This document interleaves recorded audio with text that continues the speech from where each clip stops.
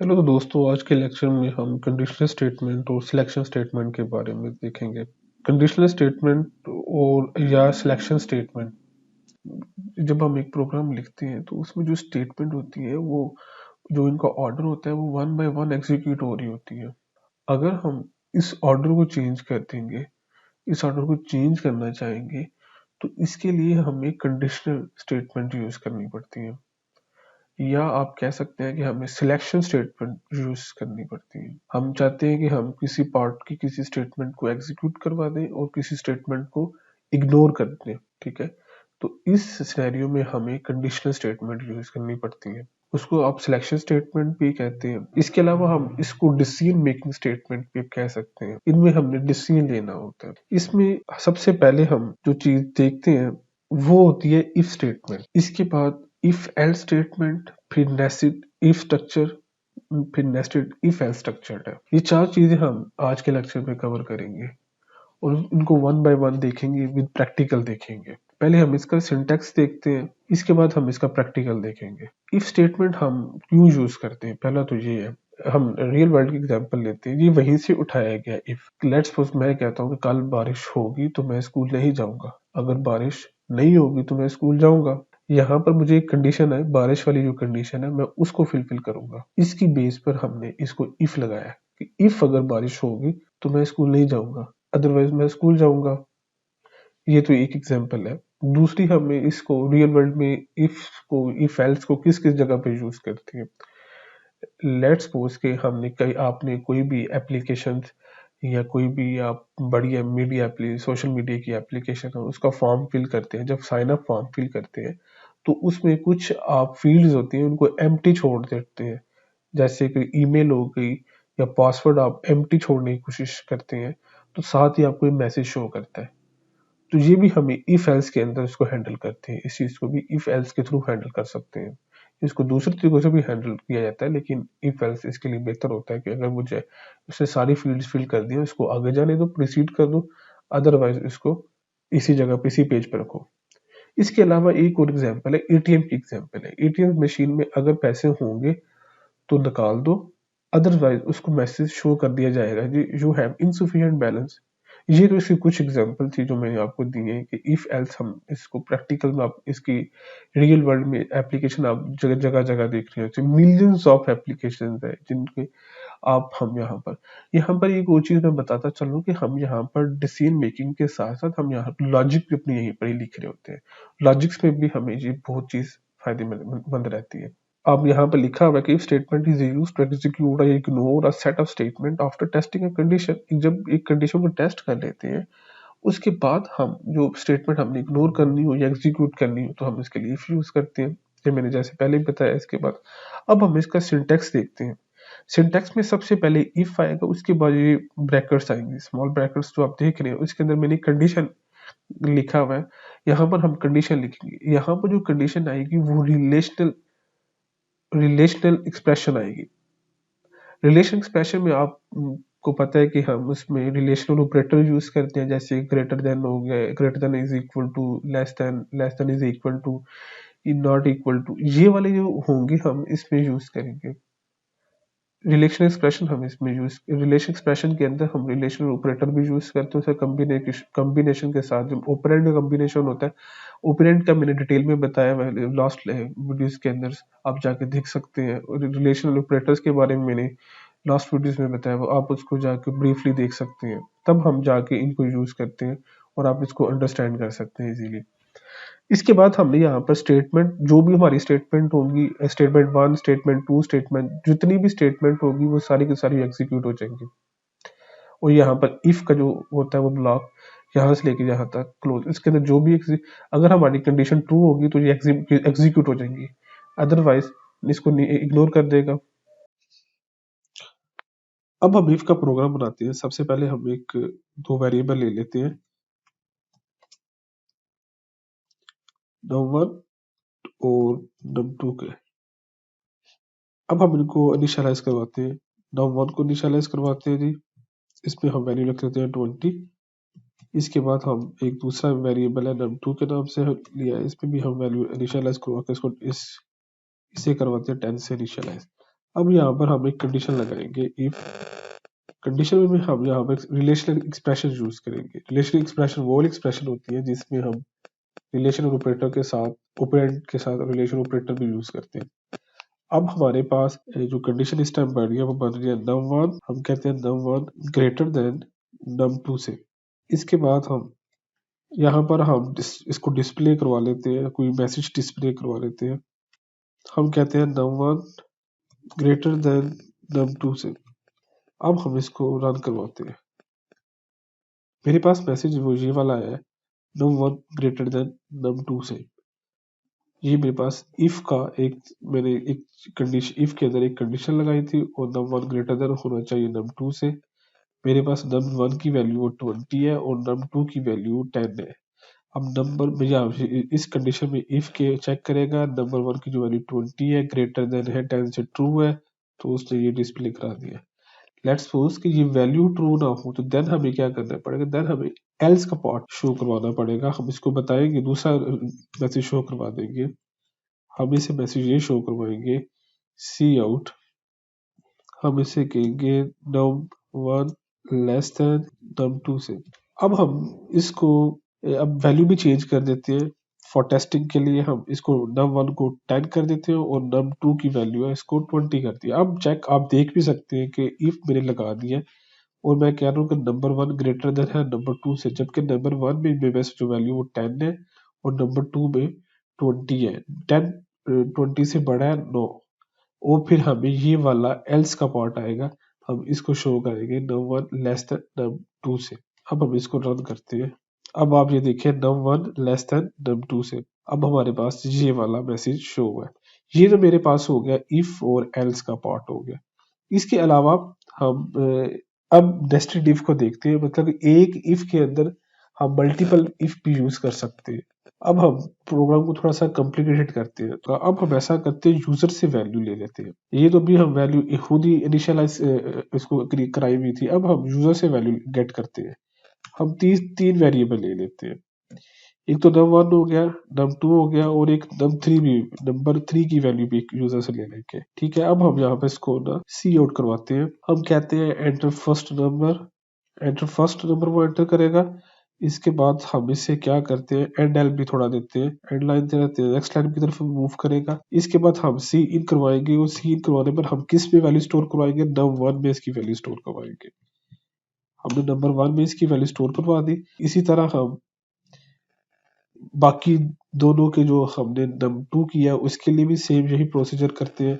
हम वैल्यू कर लेते हैं, हम थोड़ा सा चेंज कर देते हैं, हम कहते हैं एंटर सेकंड नंबर। इसी तरह हम एंटर थर्ड नंबर। अब हमने यहाँ पर इनके फर्स्ट नंबर में इसको सेव करेगा, इसको सेकंड में सेव करेगा, इसको थर्ड में सेव करेगा। अब हम इनको डिस्प्ले भी करवा लेते हैं जो यूजर ने नंबर एंटर किए हैं।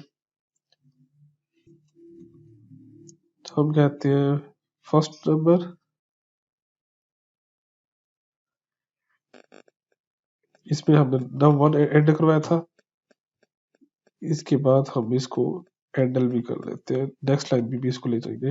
अब हम इसको कॉपी कर लेते हैं। इसी तरह हमने इन दोनों के लिए भी पेस्ट कर देते हैं। सेकंड नंबर के लिए भी जो हमने यूजर से लिया वो भी हम पहले इसको डिस्प्ले कराएंगे। थर्ड नंबर लिया,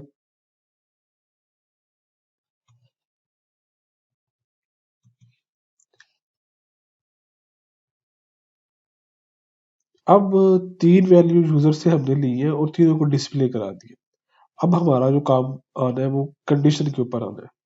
अब हमने पहले तो इफ लगाया था कि if number 1 greater than number 2, हम इसको भी लेके चल सकते हैं। थोड़ी सी कंडीशन भी चेंज करते हैं, हम कहते हैं कि number 1 is equal to number 2 के, तो फिर ये वाला मैसेज शो करवा दे। अगर ऐसा होता है, अगर नंबर 1 इज इक्वल टू है नंबर 2 के, इसके अंदर भी हम एक इफ लगाते हैं और उसमें भी कंडीशन लगा देंगे। नंबर कहते हैं जी के नंबर जो 1 की वैल्यू है ना वो थर्ड के भी इक्वल आ जाए। क्या करे, नंबर 3 के भी इक्वल वैल्यू हो, तो फिर हमें क्या मैसेज शो करवाना चाहिए, फिर मैसेज हमें ये शो करवाना चाहिए कि all numbers are equal. Simple हम ये इसको मैसेज शो करवा देते हैं, इक्वल करवा दिया। अगर वो इक्वल नहीं होंगे तो हम एक एल्स का पार्ट रख लेंगे, हम एल्स का पार्ट रख लेंगे और एल्स में हम कह देंगे जी हम एक एल्स का पार्ट रख लेते हैं, उसमें कहते हैं कि नंबर 1 नॉट इक्वल नंबर 3 के। अब हम इसको रन करते हैं, एंटर फर्स्ट नंबर हम एंटर करेंगे, हम कहते हैं 10। इस दफा हम लेट्स सपोज हम तीनों वैल्यू सेम एंटर करते हैं, 10 किया, एंटर सेकंड नंबर हम फिर 10 ऐड करते हैं, एंटर थर्ड नंबर हमने फिर 10 पुट करवाया इस पे, उसने हमें फर्स्ट नंबर शो करवा दिया है, आपने 10 ऐड की शो करवाएगा, सेकंड नंबर हमने उसको उसने बताया हमें, वो थर्ड नंबर बताया, और उसने बताया कि ऑल नंबर्स आर इक्वल, वो ये वाला उसने पार्ट हमें शो करवाया। अब हम थोड़ा सा इसको देखते हैं। फर्स्ट नंबर हमारे पास जो वैल्यू थी वो 10 थी, is equal to 10, 10 is equal to 10 true. जब ये वैल्यू ट्रू होगी तो ये जो कंट्रोल है इफ की बॉडी के अंदर आ जाएगा। इफ की बॉडी में आप देख रहे हैं कि if number 1 is equal to number 3, ये हमने एग्जीक्यूट करनी है। तो नंबर 1 की वैल्यू जो थी वो 10 थी और इज इक्वल टू नंबर 3 के, ये ट्रू है क्योंकि 10 इज इक्वल टू 10 के, तो ट्रू है, तो उसने एक्सिक्यूट करवा दिया, हमने करवाया था कि all number are equal. Let's suppose कि अगर इसकी नंबर 1 या एक से इक्वल नहीं होती तो उसने ये वाला मैसेज प्रिंट करवाना था। ठीक है, मैं दोबारा से रन करता हूँ, एंटर फर्स्ट नंबर, मैं यहाँ पर जो फर्स्ट नंबर है वो ऐड करता हूँ 10, और उसके बाद सेकंड नंबर में 20 और थर्ड नंबर मैं ऐड कर रहा हूँ 10, थर्ड नंबर मैं ऐड कर रहा हूँ 20। अब हम जब इसको रन करके देखेंगे, अब वो कहता है कि नंबर 1 लेस देन नंबर 2 से। अब कौन सा पार्ट एग्जीक्यूट हुआ, अब हम ये चेक करेंगे। हमने नम की वैल्यू दी है, फर्स्ट नंबर की वैल्यू थी वो 10 थी और नंबर 2 की वैल्यू क्या थी, 20 थी। जब उसे कंडीशन में जाके चेक करेगा कि नंबर 1 की वैल्यू इज इक्वल टू है नंबर 2 के वैल्यू के, ट्रू होगा तो वो इफ के पार्ट के बॉडी के अंदर चले जाएगा, अदरवाइज वो जो उसका एल्स का पार्ट है वो डिस्प्ले करवाएगा। अब इसने ये वाला डिस्प्ले करवाया। वैसे भी जो हमने वैल्यू पुट करवाई हुई है, नंबर फर्स्ट नंबर 10 है और सेकंड नंबर 20 है और वो इक्वल नहीं थे, तो उसने ये वाला शो करवा दिया। तो लेट्स सपोज के अब हम क्या करते हैं, पहले दो की वैल्यू सेम रख लेते हैं, नंबर 1 की और नंबर 2 की, और उसके बाद हम नंबर 3 की वैल्यू चेंज कर देंगे। तो आपने देखना है ये वाला पार्ट एग्जीक्यूट होगा। अब हम इसको दोबारा से रन करते हैं।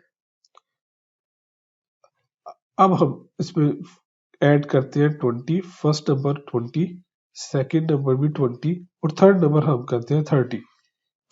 अब उसने कौन सा करवाया, नंबर 1 नॉट इक्वल नंबर 3 के, उसने ये वाली डिस्प्ले करवा दी है।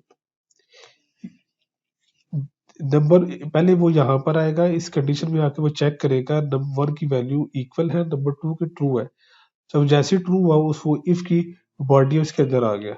उसने चाहे फिर आगे आगे दोबारा से इफ का कंडीशन लगी हुई है, उसने चेक करा कि इफ नंबर 1 इक्वल है नंबर 3 के, यहाँ पर वो फॉल्स हो गया। जब वो फॉल्स होगा तो इसने इसका एल्स वाला पार्ट एग्जीक्यूट करवा दिया, ये वाला पार्ट इसने एग्जीक्यूट करवाया। ये तो हमने कर लिया, नेस्टेड इफ कर लिया। अब हम इसको नेस्टेड इफ एल्स करते हैं। नेस्टेड इफ एल्स में होता ये है कि एक इफ, फिर उसके बाद दोबारा से इफ, एल्स इफ, फिर एल्स इफ, फिर एल्स इफ, इस तरह अगर ज्यादा इफ एल्स होंगे, ज्यादा से एक से ज्यादा होंगे, हम कहेंगे ये नेस्टेड इफ एल्स है। अब हम इसको दोबारा से क्या कर लेते हैं, रिमूव कर लेते हैं, और आपके यहाँ पर एक कर लेते हैं, if number 1 is equal to number 2 के, तो हम मैसेज जो वो डिस्प्ले करवा लेते हैं, कोई मैसेज डिस्प्ले करवा लेते हैं। हम कहते हैं कि नंबर 1 इक्वल नंबर 2 के। एल्स हम एक और कंडीशन लगाते हैं, हम कहते हैं इफ एल्स इफ, फिर कंडीशन, कंडीशन में हमने क्या बताना है उसको, कि हम कहते हैं कि नम 3 जो हमने नम 1 इज इक्वल टू नम 3 के, तो क्या वो मैसेज डिस्प्ले करवाएगा, वो मैसेज डिस्प्ले करवाएगा num3 के वैल्यू इक्वल num3 के। हम एक और इफ का कंडीशन लगा लेते हैं, एल्स इफ का भी लगा लेते हैं एक और।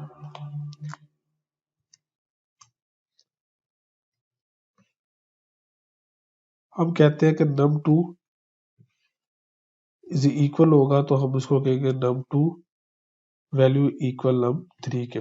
तो अगर इसमें कुछ भी नहीं है तो हम फिर एक और एक एल्स लगा देंगे पार्ट, उसमें हम डिस्प्ले करवा देंगे all values are not equal. ये हमारे पास जो स्ट्रक्चर है, अब हमने नेस्टेड जो इफ एल्स का स्ट्रक्चर है हमने वो आपको आपके सामने आपकी स्क्रीन पर है। अब हम इसे रन करते हैं। एंटर फर्स्ट नंबर हम कहते हैं 20, फिर हमने एंटर सेकंड नंबर हम कहते हैं 30, एंटर थर्ड नंबर हम कहते हैं 30। अब उसने लिखा है कि num2 वैल्यू इक्वल num3 के। कौन सा उसने पार्ट एग्जीक्यूट करवाया है? ये वाला num2 वैल्यू इक्वल num3 के। अब हम इसको थोड़ा सा देखते हैं कि हमने फर्स्ट जो वैल्यू थी वो हमारी थी 20, सेकंड हमारी वैल्यू थी 30, थर्ड वैल्यू हमारे पास थी वो भी 30 थी। यहाँ पर पहले वो इफ में आएगा, नंबर 1 की जो वैल्यू है वो है 20 is equal to 30, not equal नहीं है, वो अगली कंडीशन में जाएगा। एल्स का वो उसने पार्ट चेक किया, इफ कंडीशन इस नंबर 1 में वैल्यू हमारे पास 20 है और नंबर 3 में जो हमारे पास वैल्यू वो भी 30 है, ये भी इक्वल नहीं थे, उसने ये वाला पार्ट भी एग्जीक्यूट नहीं करवाया सी आउट। उसने फिर आगे किया है, उसने कहा एल्स इफ अगर उसने चेक किया कि नंबर 2 और इक्वल टू है नंबर 3 के, तो ये ट्रू है, तो उसने ये वैल्यू डिस्प्ले करवा दी है। अगर इसमें से कोई भी वैल्यू इक्वल नहीं होती तो वो ये वाला पार्ट इक्वल करवाता। ये जो हमने अभी काम किया ये नेस्टेड इफ एल्स का स्ट्रक्चर है।